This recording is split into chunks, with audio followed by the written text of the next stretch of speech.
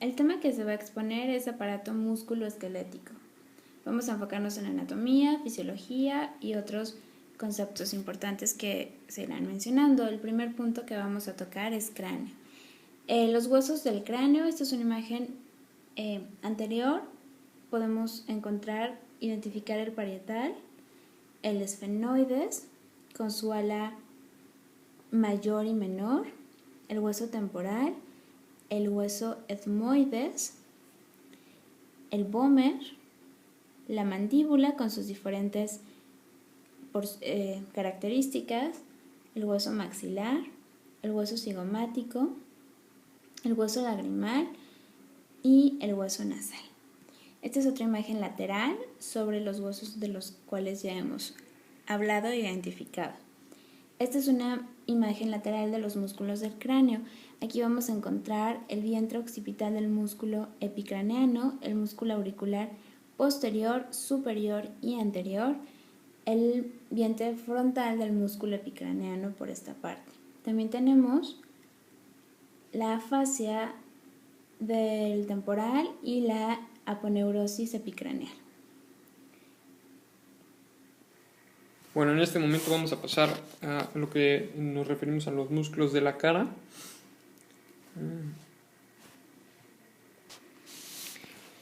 Bueno, aquí encontramos particularmente en esta imagen pues todos los músculos que conforman a la fascia o a la cara, ¿no? A los músculos faciales. Sin embargo, pues vamos a resaltar quizá los más importantes como el risorio, el orbicular de la boca, el depresor del ángulo de la boca, el músculo depresor del labio inferior, el bucinador, que es el que nos hace chiflar, el músculo elevador del labio superior, el músculo nasal, el músculo orbitario inferior y el vientre frontal del músculo epicantero. Todos estos tienen una distribución en especial que, veremos su aplicación más adelante. Sin embargo, pues es recordar un poco su anatomía y pues las funciones que tienen de la expresión facial. Vamos a cambiar un poco. Aquí tenemos la irrigación. Es importante nada más recordar, ¿no? Que toda la irrigación facial viene directamente de la carótida externa y pues aquí está ejemplificado cuáles son sus ramas, ¿no? Vamos a señalar pues la arteria maxilar, auricular posterior, la arteria transversal facial, de la língula, arteria facial, arteria faríngea ascendente y arteria temporal superficial. Es importante también recordar, aunque no es nuestro tema, sin embargo, cómo están inervados las diferentes regiones de la cara. Todo esto con el sentido de que, uno vamos a poder explorar los pares craneales, en especial el trigémino y el facial, y buscando diferentes sintomatologías siempre, ¿no?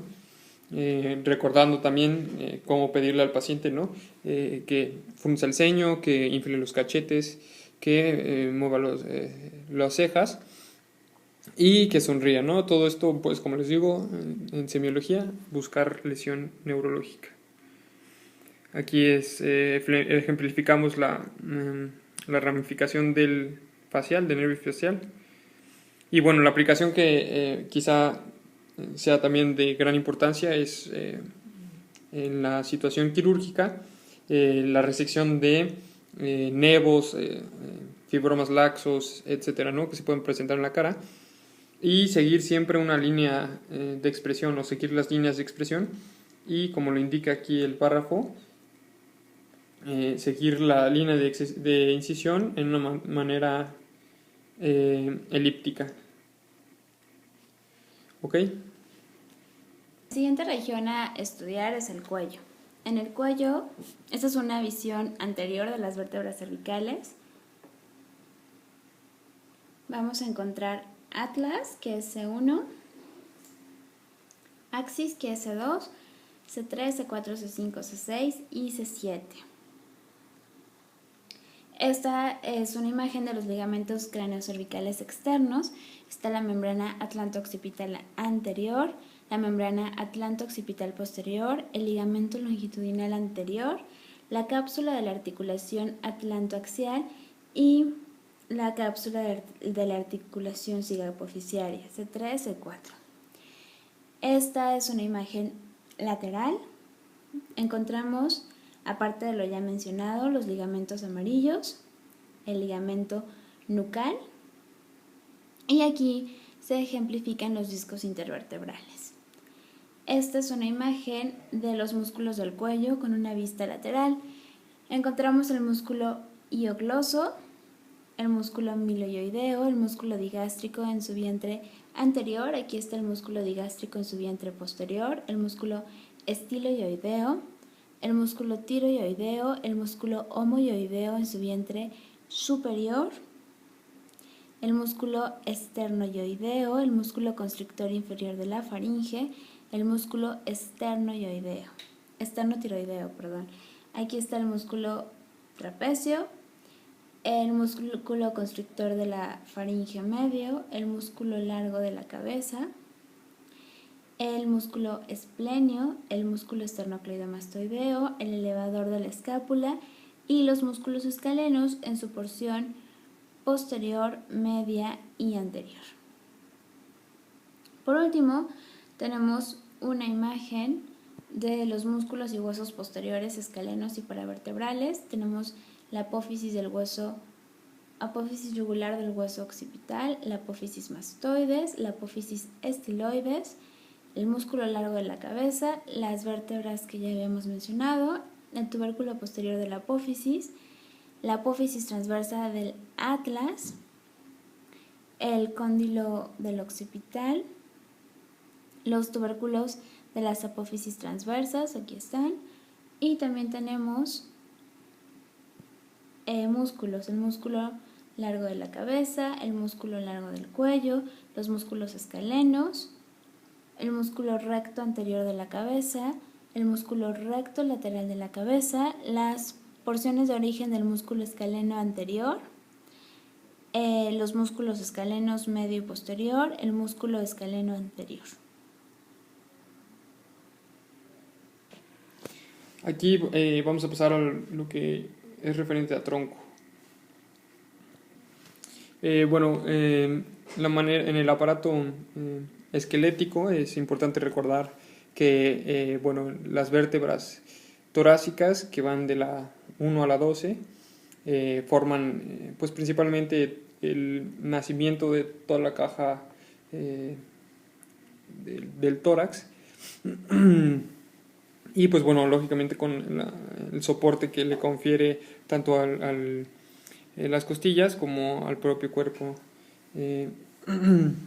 Lógicamente, pues recordar también que en la anatomía posterior, pues vamos a encontrar todas las estructuras y musculares que sostienen a la propia columna, ¿no? Más adelante, cuando hablemos de espalda, los mencionaremos. Bien, ahora vemos de frente todo lo que es la parrilla costal. Recordar que tenemos 12 costillas. Lógicamente hay 7 que son costillas verdaderas, como podemos ver aquí, y el resto son falsas. Las costillas verdaderas, pues recordar que vienen de la unión o se unen realmente al esternón, y las costillas falsas pues no tienen una articulación propia con el esternón.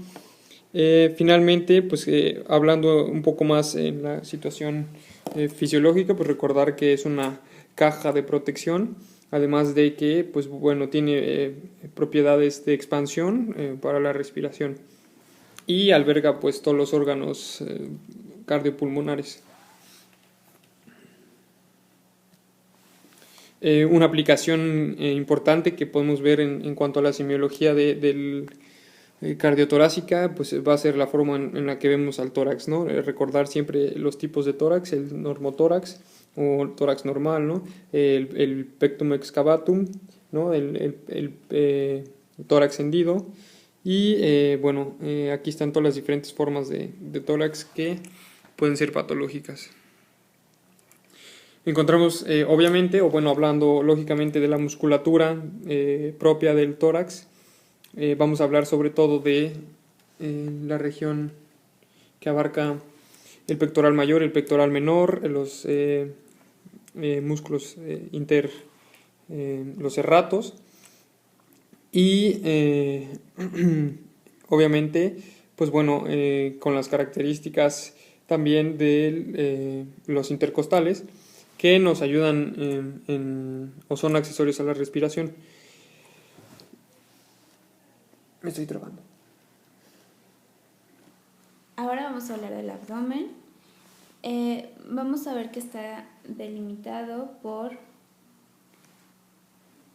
el diafragma en la parte superior, músculos, que adelante hablaremos de ellos, y el estrecho superior de la pelvis.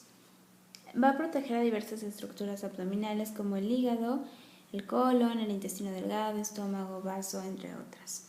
Sus paredes va a tener como paredes inferiores la pelvis, los bordes costales y las vértebras lumbares.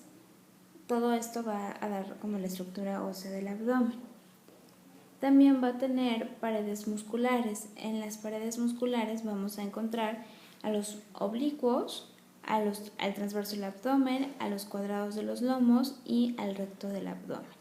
También vemos el ilíaco y el psoas mayor.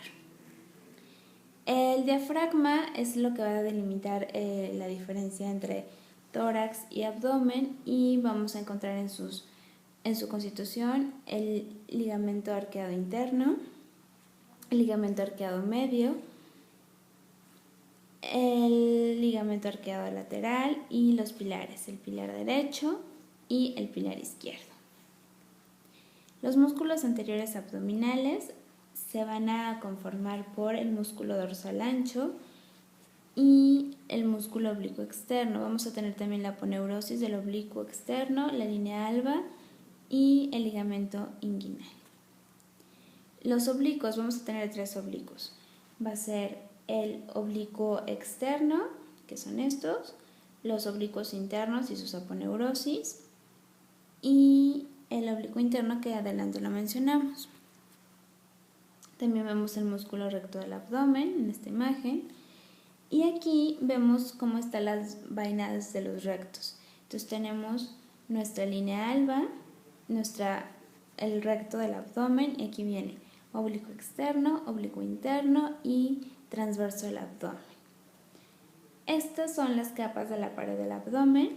Vamos a tener una fascia superficial que se va a constituir por grasa y una membranosa. Antes de esto va a estar la piel, después siguen las aponeurosis.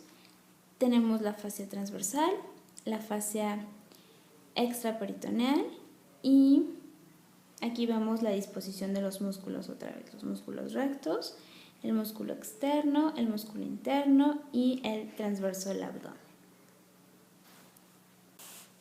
Ahora hablaremos de los músculos de la espalda y la anatomía de la espalda implicada.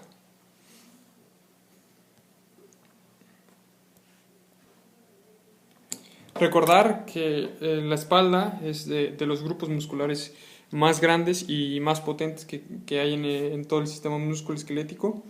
Ya nos describieron la anatomía del cuello. Vamos a hablar lógicamente de un músculo muy importante como es el trapecio. Vamos a hablar también del deltoides, que aunque pertenece a miembro superior, lo tocaremos más bien en miembro superior. Vamos a hablar del dorsal ancho. Vamos a hablar de los músculos redondos mayor y menor. Vamos a hablar del músculo serrato posterior y del supraespinoso. Todos estos son de una manera superficial. Hay que recordar que hay 3 capas o 3 superficies. Estamos hablando de la más superficial, a la más media, a la profunda.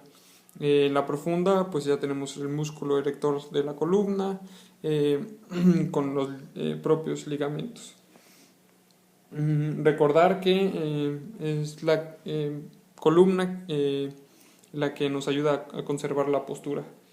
Bien, no podemos pasar por alto la espalda baja. Lógicamente tenemos aquí el músculo oblicuo del abdomen, tanto interno como externo, los músculos serratos y el dorsal ancho y todo lo que es la cresta ilíaca. Aquí es dorsal ancho. Y bueno, la implicación clínica que quizá podamos observar más desde el punto de vista clínico es sin duda la localización de los dermatomas. Si observan aquí, tenemos todos los, o bueno, aquí están en parte los dermatomas más importantes, son muchísimos, pero son los que tienen más significado, más relevancia. Lógicamente aquí vienen las estructuras que inervan y podríamos explorarles muchísimas cosas desde los reflejos, la sensibilidad, etcétera, ¿no? Y pues lógicamente nos van a dar o orientar a diferentes patologías. Bien, ahora hablaremos un poco de la extremidad superior. Recordando un poco la anatomía del brazo, del hueso, pues lógicamente vamos a encontrar que está compuesta por todo el húmero y el acromion y la escápula, ¿no? En conjunto esto es lo que se conoce como miembro superior.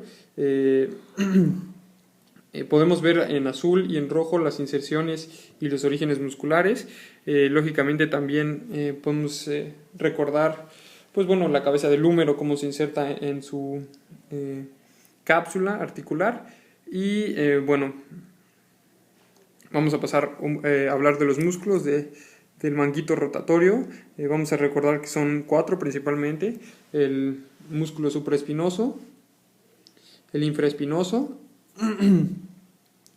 el músculo supraescapular y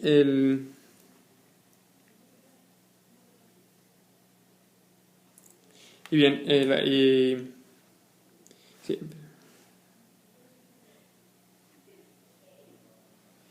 Entonces son los que forman el manguito rotador. En esta vista también podemos ver todos los músculos que conforman la zona del miembro superior, hablando desde la anatomía del bíceps, con sus diferentes inserciones, tanto la porción larga como la porción corta. Vamos a hablar del deltoides, de todas sus vainas y sus inserciones. Hablamos del tríceps, aquí se nota pues la vista anterior de todos los músculos que ya hablamos y la vista posterior, ¿no? Coracomial y tenemos que comprenden esta parte del brazo. Por otra parte tenemos los músculos del antebrazo. Esta es una visión anterior. Recordar que el antebrazo está compuesto por músculos flexores y extensores, así como pronadores y supinadores, que pues nos van a dar las características propias de la rotación del antebrazo.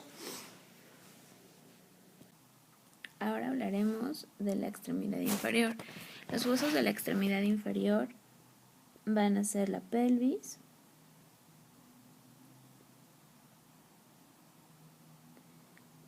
el fémur, la rótula, tibia, peroné y los huesos del pie. En la anatomía regional del fémur vamos a encontrar la cabeza, el cuello, el trocánter mayor, la zona de inserción para el glúteo menor, el trocánter menor y la diáfisis. Dentro de las cosas más importantes, en la parte distal tenemos el tubérculo aductor, el epicóndilo medial, la superficie rotuliana y el epicóndilo lateral. En esta vista vemos el cóndilo lateral, el tubérculo abductor, el cóndilo medial y la fosa intercondilia. En la tibia proximal vamos a encontrar los tubérculos de la eminencia intercondilia, el cóndilo medial, el cóndilo lateral, la tuberosidad tibial, la diáfisis de la tibia. En el peroné proximal vamos a encontrar la carilla para la articulación de la superficie interior del cóndilo lateral de la tibia, la cabeza, el cuello, la apófisis estiloides, dentro de las estructuras más importantes, y la diáfisis por aquí. Para que la tibia y el peroné se unan, se necesita la membrana interósea. Y también tenemos el ligamento tibio peroneo anterior, y eso es lo que nos permite que se puedan mover uno sobre el otro. Los huesos del pie, vamos a tener las falanges, los metatarsos y los huesos del tarso, que se van a distinguir en tres: una fila distal, un hueso intermedio y una fila proximal. La fila distal van a ser los cuneiformes, con el medial, intermedio y lateral, el cuboide, el hueso intermedio es el navicular, y en la fila proximal tenemos el astrálago, y aquí también se forma la articulación subastragalina. Tenemos por último el calcáneo. Esta es la rodilla y son las partes que la conforman. Tenemos la región intercondílea, tenemos la tuberosidad y tenemos la articulación con el menisco lateral.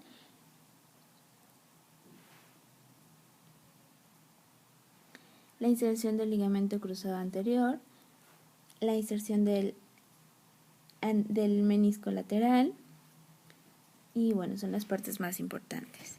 Dentro de los músculos vamos a dividir al muslo en compartimiento anterior y posterior. En el anterior, los más importantes que tenemos es la cabeza refleja del recto femoral, la cabeza recta del recto femoral, el vasto lateral, el recto femoral, el sartorio, el vasto medial. Aquí vamos a tener la inserción de la pata de ganso y se va a componer por tres: sartorio, grácil y semitendinoso. En esta vista ubicamos el sartorio. En el compartimiento medial vamos a tener al obturador externo, al abductor mayor, al pectíneo, al abductor corto y al aductor largo. Y en la parte medial encontramos al grácil, que es otra de las que conforman la pata de ganso. Por último, en el compartimiento posterior vamos a tener al cuadrado femoral, al aductor mayor, la cabeza larga del bíceps femoral y la parte isquiotibial del aductor mayor, y el último músculo que integra la pata de ganso, que es el semitendinoso. En los músculos posteriores de tibia y peroneo vamos a tener el sóleo y el gastrocnemio, y en los profundos vamos a encontrar al tibial posterior, el flexor largo de los dedos, el flexor largo del dedo corto. Ahora, los músculos del pie los vamos a dividir en 4 capas. En la primera vamos a encontrar el extensor corto de los dedos. En la que sigue vamos a tener al aductor del quinto dedo, al aductor del dedo gordo, al flexor corto de los dedos. En la tercera capa vamos a tener a los músculos lumbricales y al cuadrado plantar. También tenemos el flexor largo de los dedos, flexor largo del dedo gordo. Y por último tenemos al tercer interoso plantar, al primer músculo interoso dorsal. Y listo, ahora vamos con la fisiología de la contracción. Dentro de la fisiología de la contracción vamos a ubicar primero cómo se conforma.